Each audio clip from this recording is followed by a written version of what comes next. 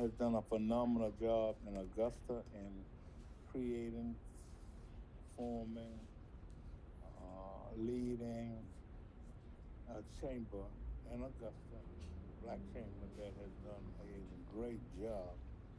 And since we are fairly new, Excuse and me. since we are not trying to reinvent the wheel, I thought it would not be robbery if we asked her to come on and to just kind of give us some advice and some I scheduled suggestions at and some 8 really. ideas as it relates So I to need what to she has change that. done. Because And when I emailed him and asked him did he we want want to full advise her on what we for want just to do in the Fridays, morning, he where we're wanted them on going. Fridays and then So that following she Monday. can add some So I'm introduction glad you mentioned that so I in can her presentation because, tell like I said, Stefan. she has done a phenomenal job, as will be evidenced by her presentation. You got it, Miss West. Thank you. I don't have a presentation this morning, Wait. so I wasn't confirmed all the way. So I do apologize. I can definitely talk about formation and projects and everything, and anything you guys need, I'm always here for. Just so you guys know, just a little bit more about me. And thank you for the introduction, Mr. Hamersham, and thank you, Sharice, for inviting me on. And I am going to send you guys the email today. It's going to be kind of urgent, so make sure you look for that email. I want to make sure you guys get into this grant that's available. That's in tomorrow. I'm always thinking about the group. But but just so you guys know, I'm actually originally from Indianapolis, Indiana. I came to Augusta because my daughter wanted to go to college in Georgia. So I'm not originally from Georgia. I'm not homegrown in Georgia or anything. I'm truly a Hoosier Naptown girl. I have been in the area for about 15 years. My background is in corporate America. So I was in corporate America for 15 plus years in leadership, project management, Six Sigma, consulting, all that work you can think of, mostly payroll background, but not doing payroll, but more of the back end of background of payroll. So I'm truly a nerdy girl at heart, basically, at the end of the day. I love learning, love building things. So that's the Six Sigma background. They always put me on new projects and everything to help new teams get built. And what I decided to do, I quit my job on my birthday about 7 years ago, and I decided that I was going to go into entrepreneurship and part-time corporate America, still being a project manager for what I know what to do best, and my sleep is so what I can say. But then from that, I started building my consulting firm where I help businesses with structure and process improvement. And from there, the community here was hearing about me. I didn't have a lot of clients in this area. I've always had clients all across the nation and international, but they knew I was in the area, and so they started to say, "Hey, we need something to pull us together in this community." And I was like hesitant. I'm not gonna lie, guys. I was like, I don't have the time. I'm not doing this. I'm not about to build an organization or build a networking group, is what was talked about at first. I just didn't feel like I wasn't from here. We know how the South can be. If you're not from here, if you didn't go to high school here, you know how hard that can be. And I'm like, guys, I don't think I'm the one to do this. But speaking of that, 2017, we launched the Greater Augusta Black Chamber of Commerce. We're in our fifth year, so we'll have our fifth year anniversary here, a gala September 24th. Hopefully, some of you guys can come down and celebrate with us. It's been a great 5 years and also a very challenging 5 years. Can't say that it's easy building something from scratch because this was something that was on a piece of paper, an ideal that we literally have built to capacity today. Not only do we have the Great Augusta Black Chamber of Commerce, which is our 501c6, we also launched our foundation, which is our 501c3, which is the GABCC Foundation. So, long story short, what we have done in the last, I would say, about 7 months, we have trained over 300 business owners and given over 200,000 in grants.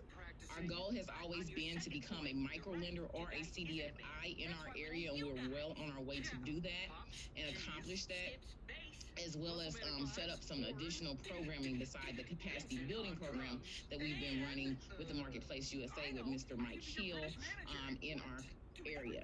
So that's just a little bit of kind of synopsis, a little bit more introduction of me, so you know who you're hearing from today and what we've been doing in the Greater Augusta Black Chamber of Commerce and so forth. So I know Mr. Hamersham just had a couple things he wanted me to discuss, and then I want to take some questions for you guys as well.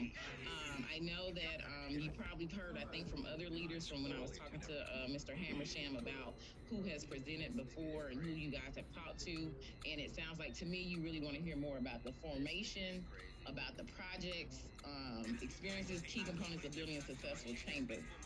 One thing I would say is that as far as the formation, I really do recommend the structure of making sure you have a foundation established and a 501c6.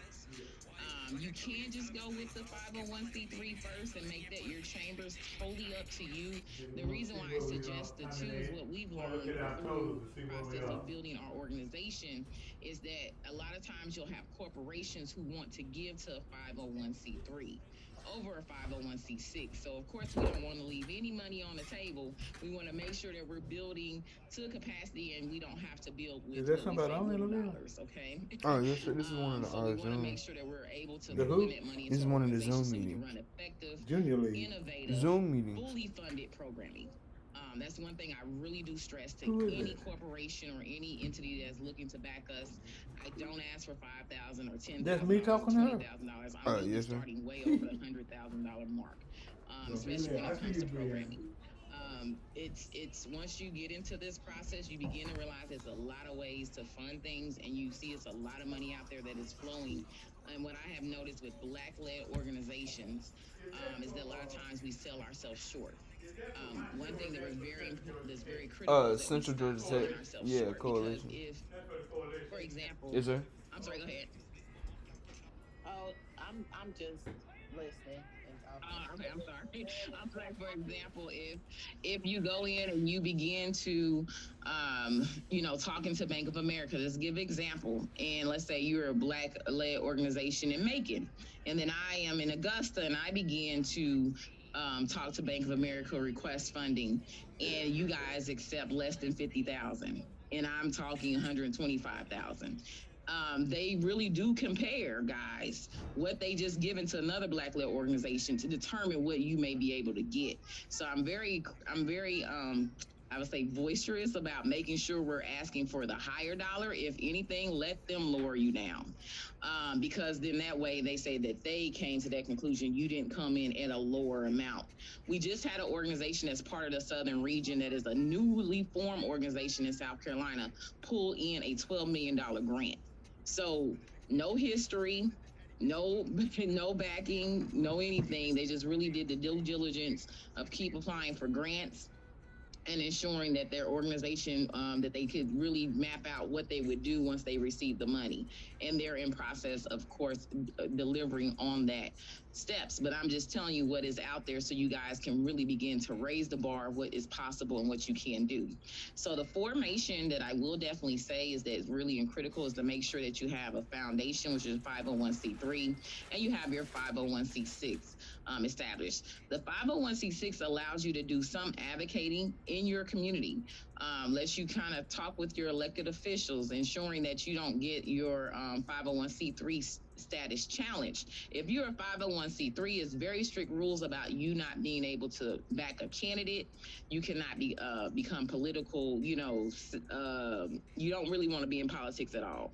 So, as a chamber of commerce, one of our biggest things to do is to make sure we are acting on a legislative level for our community. That's local, state, and federal level.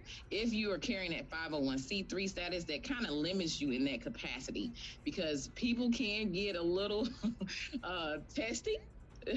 So you want to be sure that you are covered, and you don't want that to be challenged. So, try to really work to keep that foundation and that 501c6 activity separate. And when you are advocating for your community on political level, walk in with that 501c6.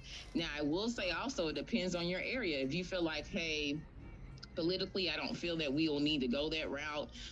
We really just want to maybe start with the chamber that is a 501c3. That's totally fine to do. Beaufort Black Chamber of Commerce, who's in our network, that is what they have established themselves as. They didn't feel a need to be politically inclined right now, but they are starting to get that way, and they're in the process of working to separate the two. So my suggestion is go ahead and separate it from the beginning, so that way you don't have to worry about separating it later on. So that is really the good thing about formation. So before I move on from formation, any questions on formation that I can answer, I'll go ahead and open the floor really quickly. No, I think that's excellent information, and we will discuss that with you to get more details about how to do it, the process, and discuss more about the advantages. But it's crucial information, and we appreciate that element because, like you said, and like I said, and like Cherie said, we are in the formative stages, and no sense in us trying to reinvent the wheel. So we just really appreciate your presenting to us a model, if you please, that we can use. So we will discuss that further, and we'll get Brittany, Mike, and Sharice together and discuss it, along with the members. Discuss it in more details because we all know how what politics can lead into. And since we are new, we don't want any negativity, particularly at this point. So you can move on, and thank you very much for that information.